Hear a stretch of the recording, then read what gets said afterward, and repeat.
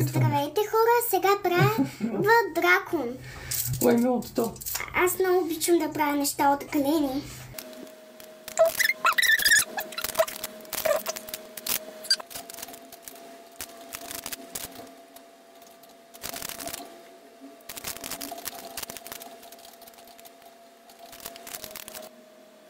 Много хора ми пращат усмивки с сърчица и сърчица и извънземни.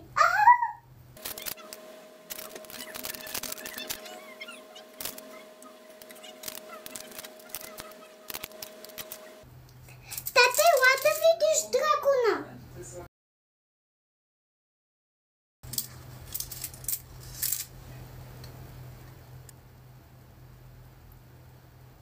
Ето го прилепа ми. Той има жълто и зелено очички, има и устичка. Много е сладък, нали? Любимото ми е животно е коте. И аз съм много внимателна с моите човечета. Внимавам да не ги смачкам. Сега да направим наследство. На котенцето.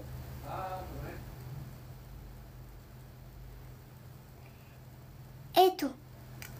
Това розовкото е наследство, тия зелените са очичките. Сега ще направим ушичките. Аз много внимателно правя ушичките. Те могат да се смачкат. Ето го едното ушенце. Това острото е ушенцето. Забавно, нали? Две ушички. Едно носле и две очички. Сега ще направим тялото.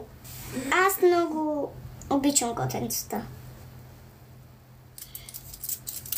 А ето го котенцето в леклото. Ето го и дракончето. И прилепа. И котенцето с лилавото легълце. И като искаме да изсъхнат, ако нямаме печка, просто ги чакаме няколко дена да изсъхнат, но много време трябва да се чака. Ако имате печка, просто го печете. Ако децата ви искат полимерна глина, има в центъра на Bijolène Мартиница. Там го има.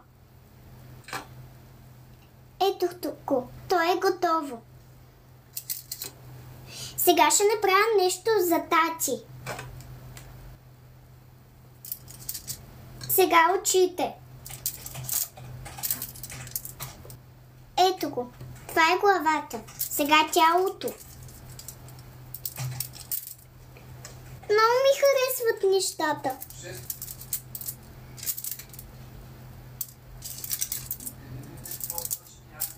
Извънземното е завършено. Има и гердан и казва здрасти, има и буза. Да измислим какво ще правим. Тия големи топчета са за красота също.